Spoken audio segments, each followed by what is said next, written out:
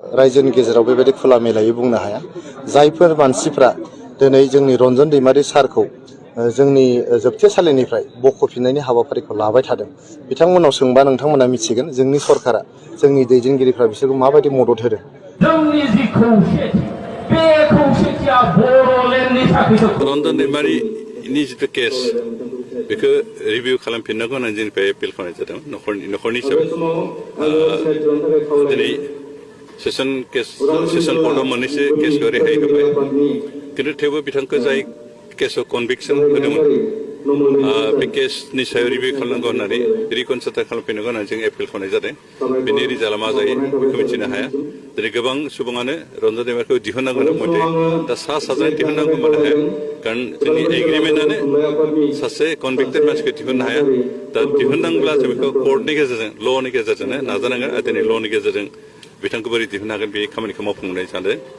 जों हाइकर्टआव, supreme कर्टआव appeal खालामदों आरो जों आसा खालामदों बे एपिलनि मथैनो बिथांनि केसनि सायाव रिभिउ खालामफिनगोन, रिभिउ खालामनानै बिथांखौ गनायनि बेब'स्थाखौ खालामगोन आरो बिनि थाखाय जेसेबां जि खरस नांगौ बेखौ जों बिटिआर सरकारनिफ्राय होनाय जादों। Thank you. खुलुमबाय रायजोफोर, बिथांखि ब्लग इउटुब चेनेलाव आरोबाव नोंथांमोन बयखौबो बरायनानै लाग्रोनाय जाबाय। स' रायजोफोर, आं दिनै मोननै मोनथामसो भिडिअनि सोमोन्दै सावरायनो थाखाय इउटुब चेनेलाव गसंफैबावनाय जाबाय। रायजोफोर, नोंथांमोना गिबियाव इन्ट्र'आवहाय खोनाखाबाय सानै मानसिया मा बुंदों। एसेब्लाबो नोंसोरो बि बुंनाय रावखौहाय हमनो हाखाबाय। नाथाय दिनैहाय आङो जि जोंनि बर' हारिनि सासे फ्रिडम फाइटार एनडिएफबिनि फाउन्डार, बर'खौ रैखा खालामबोनाय रन्जन दैमारि सार, बिनि सोमोन्दै मोननै भिडिअ लानानै फैदों। जोङो मिथिनो मोनदों बावैसो सम सिगां रन्जन दैमारि सारजों लोगोसे माखासे एनडिएफबिफोरनि केसखौबो सिजन कर्टआवहाय केस गैया होननानै फोसावदों। आरो बिनि उनावनो 29 नभेम्बरावहाय, यानिखि मैयानि समावहाय, रन्जन दैमारि सारजों लोगोसे गासै 6 सुबुंफ्राबो हियारिं दंमोन होननानैहाय जोङो मिथिनो मोनदों। जायखौहाय जोङो मिथिनाय बायदिब्ला सिबिआइ आरोबाव केस दंबावो। दा बे सिबिआइ केसनिनो हियारिं दङमोन। दा बे हियारिंखौहाय मैयानि समावहाय मोजां फिथाइ मोनगोन साननानै, मोजाङैनो जागोन साननानैहाय जोंनि बर' हारिनि गेजेरावहाय जेसेबांनाखि बर'फोर दङ मोनफ्रोमबो जिल्लायावहाय केन्डेल लाइट सावनानैहाय बिथांनि थाखाय आर'ज गाबनायखौहाय जोङो नुनो मोनदोंमोन। नाथाय जोबोद दुखुनांथाव बाथ्रा जाबाय, मैयानि समावहाय गोजौ बिजिरसालिया रन्जन दैमारि एबा एनडिएफबिफोरनि केसखौहाय आरोबाव क्लियार खालामनानै होबावनायखौ जों नुनो मोनाखिसै। बिथांमोनखौहाय आरोबाव सम होबावनायखौ जोङो नुनो मोनबाय। रन्जन दैमारिनि बिनानावजों लोगोसे माखासे उकिलफ्रा दिल्लीनि सुप्रिम कर्टआव थांदोंमोन। दा बिनिफ्राय जोङो खौरांगिरिफोरनिफ्राय मिथिनाय बायदिब्ला सारमोननि सिबिआइ कर्टनि केसखौहाय 2 सप्ता बिजिरसालिनि अनारा नेनो थाखाय सम होबावबाय होननानैहाय जोङो मिथिनो मोनदों। बिनिनो गेजेरावहाय एक्स एनडिएफबिफोरनिफ्रायनो बि रिमिनलां बिथाङा मा फोरमायनानै होदों, नोंथांमोनाबो खोनासंब्लानो जाबाय।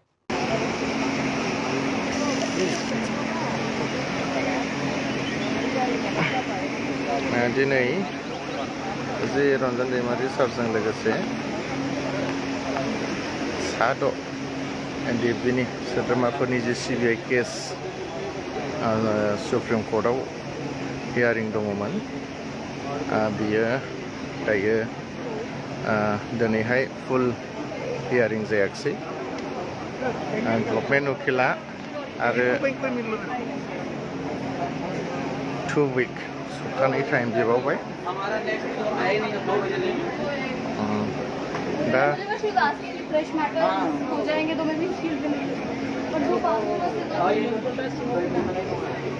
जेबो साननांगौ गैया, ओरैनो जायखिया सप्तानैनि उनाव जिखुनु लिस्ट जाफिनगोन आरो बेवहाय जाफिनगोन आसा खालामदों। बेखिनि समाव जोंनि दैदेनगिरिफोरा जोंजों लोगो मोनहैगोन होननानै दा बेयाव जेबो गोनो गोथो साननांगौ गैया जागोन जायखिजाया गासैबो क्लियार सप्तानै टाइम बिनाय हिसाबै आसा खालामदों सप्तानैनि गेजेराव माबा मोनसे जाहैगोन होननानै दिनै आं बेखौनो फोरमायहरबाय रावबो गोनो गोथो जानो नाङा आरो दुरबल जानांगौबो गैया गासै जोंनि लोगोफोर आरो न'खरनि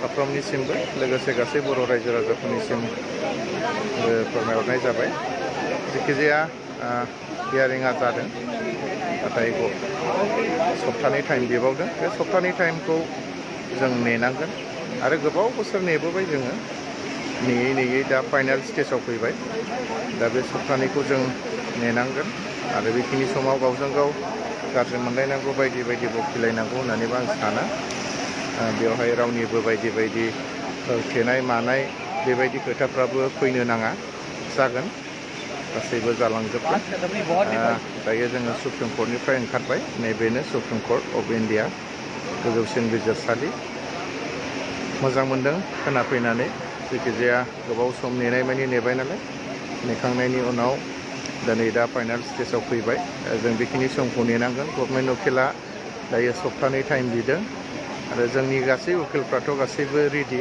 थियारिमोन नाथाय मा खालामनो गभर्नमेन्ट उकिला बिनाय हिसाबै दा थाथ'फिननो गोनां जादों आसा खालामदों बिथांमोना जेरैबायदि टाइम बिदों बेखिनि समाव जोंनि दैदेनगिरि बिथांमोना टाइम जानायजों लोगोसे बा सम जानायजों लोगोसे बिथांमोना उदां अख्राङाव फैगोन आरो जोंजों आरो गासै बर' रायजो राजाजों थाफानानै समाजनि हारिनि गासै खामानिफोरखौ मावनो सुबिदा मोनगोन होननानै आंहा फोथायनाय दं आरो बेखिनि फोथायनायखौ गासै बर' रायजो राजाफ्राबो लाखिनांगोन लोगोसे जोंनि गासै सोद्रोमा बिथांमोनाबो लाखिनांगोन दा जायखिजाया दिनैनि जि हियारिं जानो गोनांमोन बा जादोंमोन आं बेखौ नोंथांमोननो फेसबुकनि गेजेरजोंनो फोरमायहरबाय मोनसेल' खावलायनाय बेयाव गावजों गाव बायदि सोंखारिलायनानै निउस मिडियाफ्राव बखिलायनाय मालायनाय बेफोरो जेन जाया आं बेखौ खावलायहरो इउनाइटेड फराम अफ एक्स एनडिएफबिनि गाहाय नेहाथारि जानानै गोजोन्थों।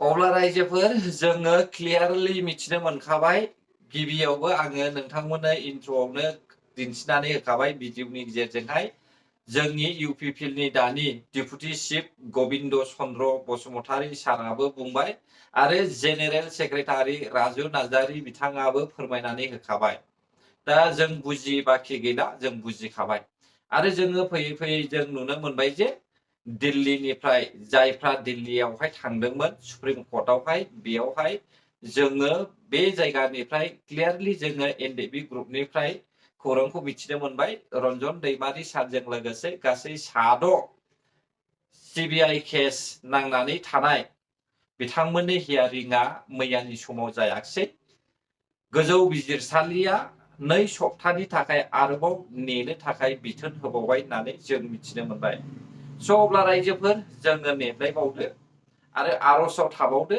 जेन' बै सप्तानैनि उनावहाय जाहाथे सप्तानै जानायजों लोगोसे बिथांमोननि हियारिंआ मोजाङै मोजां जानानै फैनाय बायदि आरो रन्जन दैमारि सारजों लोगोसे गासैबो केडारफ्रानो उदां अख्राङावहाय सफैनानैहाय जोंनि बर' बिमाफोरजों लोगोसे गावनि बिमा बिफा बिदा फंबाय रायजो राजा जाथि खुरमा बयजोंबो गोरोबलायनानैहाय रुजु रुमु संसार जाफैनो हानाय बायदि बेनिखायनो आं सानो रावबो गोरोन्थि बुजिनानैहाय बे बाथ्राखौ लानानैहाय बै जेलाव जोबनानै दोनजानाय केडार्स रन्जन दैमारिजों लोगोसे जेसेबांनाखि केडार्सफोर दङ बिसोरनि बाथ्राखौ लानानै आरो रन्जन दैमारि सारनि मुंखौ लानानै रावबो पलिटिक्स गेलेनाय नङा होननानैहाय आं आसा खालामो। दानिया रायजोफोर आं नोंथांमोननि सिगाङावहाय नैबे भिडिअखौ लानानै फैदों दे बे भिडिअखौ नुनानै आंबो एसे दुखु मोनदों बेबायदि माबोरै जाबावखो जेरावहाय सिखोना जाहार हाग्राखौहाय नेशनेल पार्क बानायनो थाखाय अलरेडि 3 दाननि सिगांनिफ्रायनो बिटिआर गभर्नमेन्टआ फोसावनानै होखाबाय। अब्ला बे गासै 131 जन मानसिफ्रा बेखिनि बाथ्राखौहाय माब्रै मोनथियाखै आरो बिसोरखौ सोर थिननाय बेयावहाय हादान सिफायदों होननानैहाय हादान सिफायहैनो थाखाय सोर थिनहरनायमोन? सोरबा सासेथ' थिनदों जानांगौ ना, थिनाब्लाथ' बिसोरबो थांनाय नङा। आरो दिनैनि समावहाय दल दामनानैहाय रायजो राजाफोरखौहाय एनि टाइम हा सिफायनो मोना, हादान बोफायनो मोना, दंफां दानफायनो मोना होननांगौनि प्रयजनानो गैया। सरकारा क्लियारलि बुंखाबाय हाग्रा सिफायनो मोना।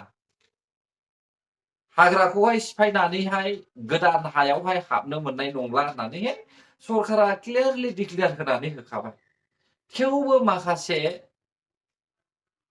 मानसिफ्रा मोनथियै बायदि सरकारनि बुंनायखौहाय सेर फाखायनानैहाय सिखाव खावनो नागिरो। दा बेबायदि जानायनि थाखायनो बिसोरो बेबायदि साजाखौ मोननांदों होननानैहाय आं सानदों रायजोफोर। आरो आं मोनसे बाथ्राखौ खोनादों दे रायजोफोर, जाय मानसिफ्रा 10 बिगा 15 बिगा हा दंखायो बिसोर बायदिया गोदान हादान सिफायनानैहाय गोरिबफोरनो फाननो होनदों। 50,000 60,000 लानानैहाय गोरिबफोरनो फानो। हाग्रा सायावनो हाखौहाय फाननो होननानैहाय आं मिथिनो मोनदों। बे बाथ्राया बेसेबां सैथो आंबो एसेबां मोनथिस'आ, नाथाय नंगौबो खोमा। सानै साफा मानसिखौ आं नुबाय, आं रावखौबो नाम मुंख'आ, नाथाय बिथांमोनहा हाया दंखायो, जेनुइन हा दंखायो। बिसोरो हादान सिफायनानैहाय आरोबाव आबाद मावनो थाखाय हाखौ आवग्रिनानै लाहैदों। आंखौ गाज्रि दामोन, बे बाथ्राखौ बुंनायनि थाखाय सोरबाया आंखौ गाज्रि मोननोबो हागौ, नाथाय बाथ्राया सैथो आंनि नुनायाव। आरो आं मोनसे आंनि भिडिअ'आव जे कमेन्ट होदों, आं बिनि बाथ्राखौबो नोंथांमोननि सिगाङाव बुंगोन।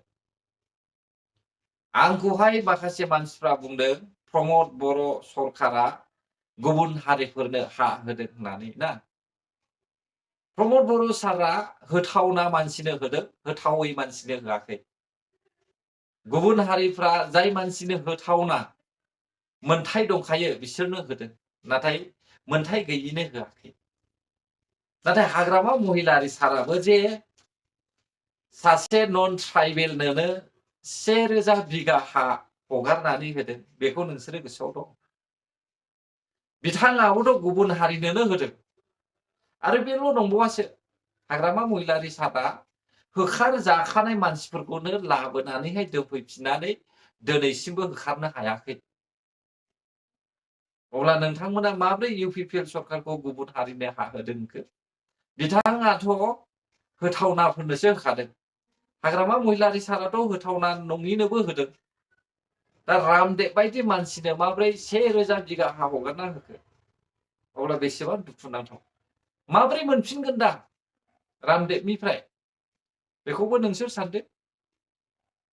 बेनो हगारना होस्लायस्लाय गोरिब गुन्द्राफोरनि हा गैजायिफोरनोहाय जुदि राननानै होयोब्ला बे साबसिन जायामोन रायजोफोर? दा अब्ला नोंथांमोना मा बुजिखो?